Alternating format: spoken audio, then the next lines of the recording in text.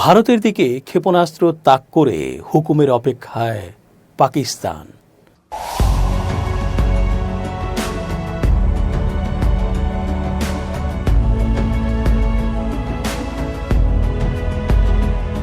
আসসালামু আলাইকুম প্রিয় দর্শক, আমন্ত্রণ আজকের আলোচনায়। চেঞ্জ টিভির আন্তর্জাতিক চোখ অনুষ্ঠানে এস জে রতন স্বাগত জানাচ্ছি। আর মাত্র কিছু মুহূর্ত বাকি, বা কিছু সময় বাকি, বা কিছু দিন বাকি, বা কিছু বলা যায় কখন যুদ্ধ লেগে যায়। তবে যুদ্ধ লাগুক বা নাই লাগুক, প্রস্তুতি নিয়ে রাখলে তো আর মন্দ হয় না। পাকিস্তান ঠিক কম্পিউটার গেম খেলার মতো করে প্রস্তুতির সকল আয়োজন শেষ করে রেখেছে। ঊর্ধ্বতন থেকে সংকেত আসা মাত্রই ক্ষেপণাস্ত্র তো বটেই, পারমাণবিক হামলাও শুরু হয়ে যাবে ভারতের বিরুদ্ধে। ছিন্ন ভিন্ন করে ফেলা হবে দক্ষিণ এশিয়ার এই অঞ্চলের ইসরায়েল নামে কুখ্যাত ভারতকে। ভারত পাকিস্তান চলমান উত্তেজনার মধ্যে এবার ভয়াবহ হুঁশিয়ারি দিলেন পাকিস্তানের রেলমন্ত্রী মোহাম্মদ হানিফ আব্বাসি। যুক্তরাজ্যের প্রভাবশালী দৈনিক দ্য গার্ডিয়ান এবং ভারতীয় গণমাধ্যমের বরাত দিয়ে প্রকাশিত প্রতিবেদনে বলা হয়েছে, আব্বাসি ঘোষণা করেছেন পাকিস্তানের ১৩০টিরও বেশি পারমাণবিক ব্যালিস্টিক ক্ষেপণাস্ত্র শুধু ভারতকে নিশানা করে প্রস্তুত রাখা হয়েছে। তিনি আরও বলেন, এসব ক্ষেপণাস্ত্র তোমাদের অর্থাৎ ভারতীয়দের দিকেই তাক করা আছে, এগুলো এমনি এমনি সাজিয়ে রাখা হয়নি। বিশ্লেষকরা বলছেন, দুই প্রতিবেশী পারমাণবিক শক্তিধর দেশের নেতাদের এমন বক্তব্য দক্ষিণ এশিয়ার নিরাপত্তা পরিস্থিতিকে আরও উদ্বেগজনক করে তুলেছে এবং বড় ধরনের সংঘাতের আশঙ্কা বাড়িয়ে দিয়েছে।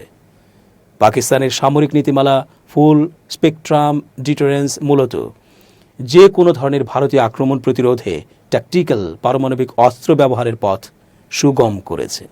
এই লক্ষ্য ভারতীয় সামরিক নীতির সম্ভাব্য আগ্রাসন ঠেকানো এবং পাকিস্তানের সার্বভৌমত্ব রক্ষা করা। অন্যদিকে ভারতের কোল স্টার্ট ডক্ট্রিন পরিকল্পিত হয়েছে সীমিত আকারে দ্রুত গতির সামরিক অভিযান চালানোর উদ্দেশ্যে। বিশেষজ্ঞদের মতে এই বিপরীতমুখী সামরিক কৌশলগুলো দুই দেশের মধ্যে যে কোনো সংঘর্ষের দ্রুততর বিস্তার ঘটাতে পারে, যা নিয়ন্ত্রণের বাইরে চলে যাওয়ার আশঙ্কা দেখা দিয়েছে। সম্প্রতি জম্মু ও কাশ্মীরের পেহেলগামে এক প্রাণঘাতী হামলার ঘটনায় নয়াদিল্লি ইসলামাবাদকে দায়ী করেছে। যদিও ভারত সরকার এখনও কোনো দৃশ্যমান প্রমাণ আন্তর্জাতিক মহলের সামনে উপস্থাপন করেনি, তারা অতীতের উদাহরণ দেখিয়ে দাবি করেছে পাকিস্তান ভারত বিরোধী সন্ত্রাসী সংগঠনগুলোর দীর্ঘদিনের পৃষ্ঠপোষক। এ ধরনের অভিযোগ দুই দেশের মধ্যে সম্পর্ককে আরও তিক্ত করে তুলেছে। বিশ্লেষকরা বলছেন, দক্ষিণ এশিয়ায় দুটি পারমাণবিক শক্তিধর রাষ্ট্রের মধ্যে উত্তেজনা বৃদ্ধি গোটা বিশ্বের জন্যই এক ভয়াবহ হুমকি। অতীতে যখনই ভারত ও পাকিস্তানের মধ্যে সীমান্ত সংঘর্ষ বা সন্ত্রাসী হামলার পরিপ্রেক্ষিতে উত্তেজনা বেড়েছে, আন্তর্জাতিক মহল শান্তির আহ্বান জানিয়েছে। তখন এবারও জাতিসংঘ, ইউরোপীয় ইউনিয়ন এবং আঞ্চলিক শক্তিগুলো দুই দেশকে সংযম প্রদর্শনের আহ্বান জানাচ্ছে। তবে বিশেষজ্ঞদের আশঙ্কা, এখনকার পরিস্থিতিতে যদি সংঘাতের সূত্রপাত হয় তাহলে তা সীমিত পর্যায়ে না থেকে পূর্ণমাত্রার যুদ্ধ বা নিয়ন্ত্রণের বাইরে পারমাণবিক সংঘর্ষে রূপ নিতে পারে, যার পরিণতি ভয়াবহ হতে পারে পুরো বিশ্ববাসীর জন্যই। কাশ্মীরে সন্ত্রাসী হামলা ভারত পাকিস্তানকে আবারও মুখোমুখি দাঁড় করিয়ে দিয়েছে। প্রতিবেশী দেশ দুটির পাল্টাপাল্টি অবস্থান নতুন করে যুদ্ধের আশঙ্কা তৈরি করেছে। এমনকি যুদ্ধ হলে কোন দেশ জিতবে তা নিয়েও শুরু হয়েছে আলোচনা। এমনকি কোন দেশের কাছে কি কি বিধ্বংসী অস্ত্র রয়েছে তা নিয়েও চলছে চুলচেরা বিশ্লেষণ। এরই মধ্যে মালয়েশিয়া ভিত্তিক ডিফেন্স সিকিউরিটি এশিয়া দুই দেশের সামরিক সক্ষমতা নিয়ে একটি প্রতিবেদন প্রকাশ করেছে। গ্লোবাল ফায়ার পাওয়ার সূচক ২০২৫কে ভিত্তি ধরে করা ওই প্রতিবেদনে দেখা গেছে পারমাণবিক অস্ত্রে এগিয়ে আছে পাকিস্তান।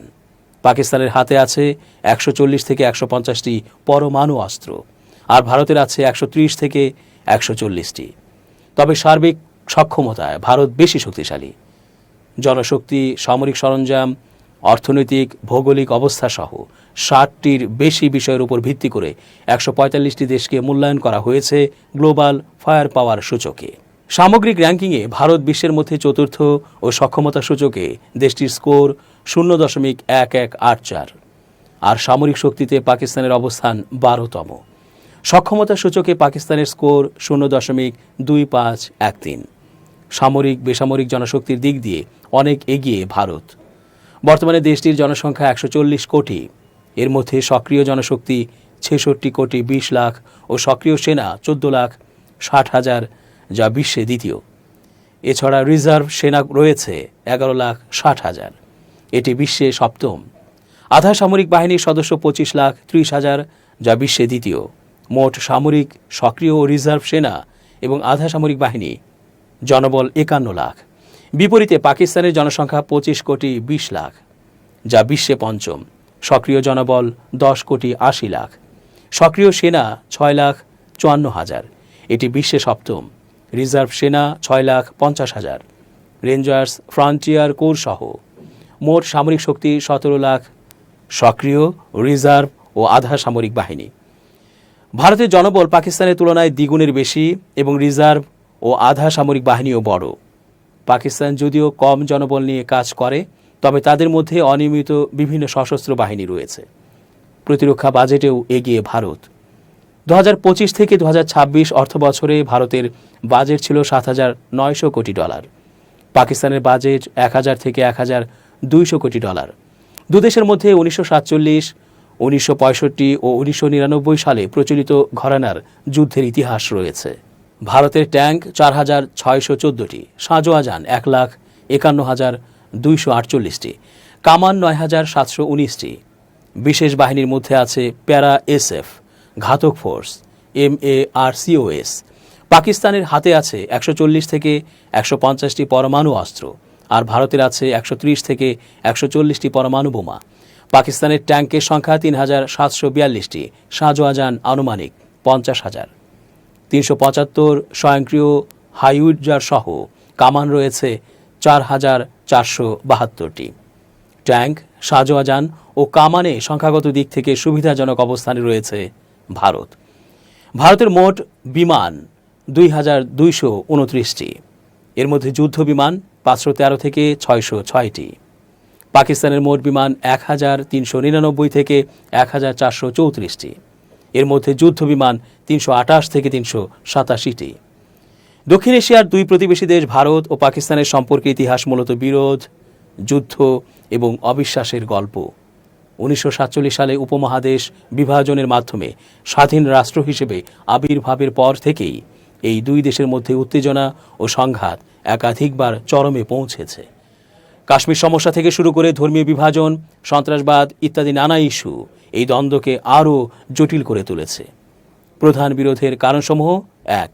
কাশ্মীর সংকট। ব্রিটিশ শাসনের অবসানের পর কাশ্মীরের অধিভুক্তি নিয়ে জটিলতা সৃষ্টি হয়। তৎকালীন মহারাজা হরি সিং কাশ্মীরকে ভারতের সঙ্গে যুক্ত করেন, যা পাকিস্তানের জন্য ছিল অগ্রহণযোগ্য। এর ফলেই 1947 থেকে 1948 সালে প্রথম ভারত পাকিস্তান যুদ্ধ শুরু হয়। কাশ্মীর আজও উভয় দেশের জাতীয় গর্ব ও রাজনৈতিক স্বার্থের প্রতীকে পরিণত হয়েছে এবং এই অঞ্চল ঘিরেই বারবার সংঘাত ছড়িয়েছে। 2. ধর্মীয় ও জাতিগত বিভাজন। ভারত ও পাকিস্তান দুটি রাষ্ট্রই গড়ে উঠেছিল আলাদা ধর্মীয় পরিচয়ের ভিত্তিতে।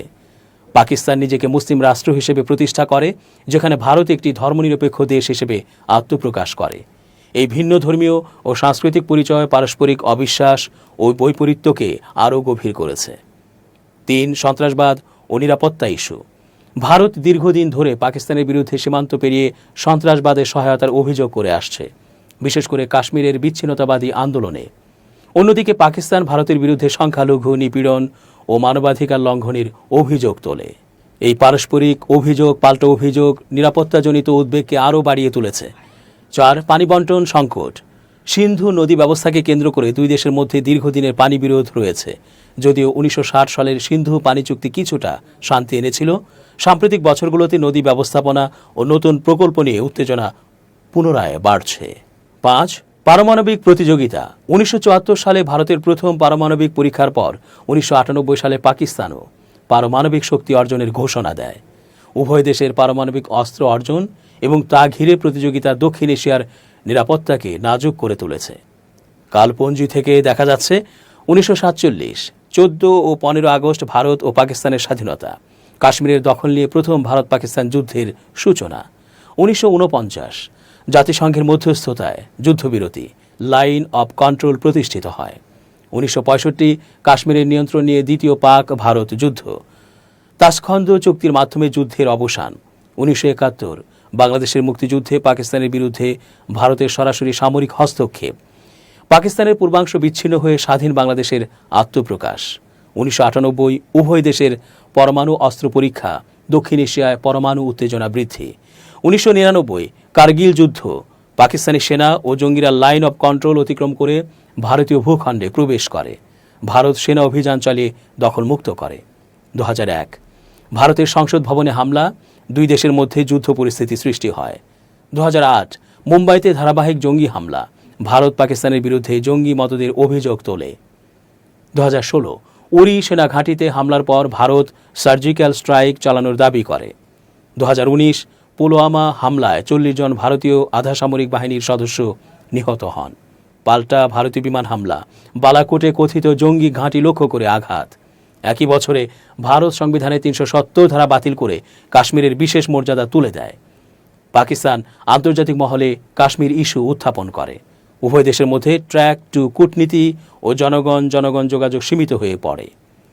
2025 22 এপ্রিল জম্মু ও কাশ্মীরের অনন্তনাগ জেলার পহেলগামে বৈশারণ উপত্যকায় সশস্ত্র ব্যক্তিদের একটি দল পর্যটকদের লক্ষ্য করে গুলি চালায়।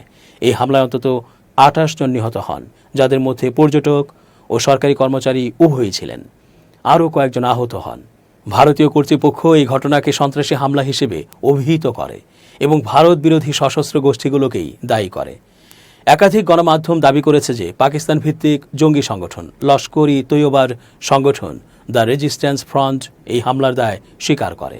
তবে পাকিস্তান সরকার এ দাবিকে অস্বীকার করেছে এবং কিছু আন্তর্জাতিক সংবাদ মাধ্যম জানিয়েছে যে দায় স্বীকারের বিষয়টি স্বাধীনভাবে যাচাই করা যায়নি। ভারতীয় নিরাপত্তা সংস্থাগুলো হামলায় জড়িত 3 সন্দেহভাজনের স্কেচ প্রকাশ করেছে। গোয়েন্দা সংস্থার উদ্ধৃতি দিয়ে পিটিআই জানিয়েছে, হামলাকারীদের সবাই লস্কর-ই তৈয়বার সঙ্গে যুক্ত এবং তাদের মধ্যে কমপক্ষে 2 জন বিদেশি বলে ধারণা করা হচ্ছে। বিশ্লেষকদের মতে ভারতের সঙ্গে পাকিস্তানের বিরোধ মূলত আস্থা সংকট ও রাজনৈতিক সদিচ্ছার অভাবে দীর্ঘস্থায়ী হয়েছে। কাশ্মীর প্রশ্নের ন্যায়সঙ্গত ও শান্তিপূর্ণ সমাধান ছাড়া স্থায়ী শান্তি অর্জন প্রায় অসম্ভব বলেও তারা মনে করেন। পাশাপাশি দুই দেশের জাতীয়তাবাদী রাজনীতি প্রায়শই সম্পর্ক উন্নয়নের পথে অন্তরায় হিসেবে কাজ করছে। ভবিষ্যতে পারস্পরিক স্বার্থে উভয় পক্ষের মধ্যে আস্থা পুনর্গঠনের উদ্যোগী বিরোধ নিরসনের একমাত্র পথ হতে পারে। পেহেলগাম হামলা আবারও প্রমাণ করেছে, কাশ্মীর ইস্যুতে স্থায়ী সমাধান ছাড়া দক্ষিণ এশিয়ায় শান্তি সুদূর পরাহত। উভয় পক্ষের এবং উভয় দেশের উচিত পারস্পরিক আস্থা ও সহযোগিতার ভিত্তিতে এই দীর্ঘদিনের বিরোধের অবসান ঘটানো। দর্শক, আজ এ পর্যন্তই। শুভ কামনা। changeTV.press, এক ফোঁটা হলুদ নেই।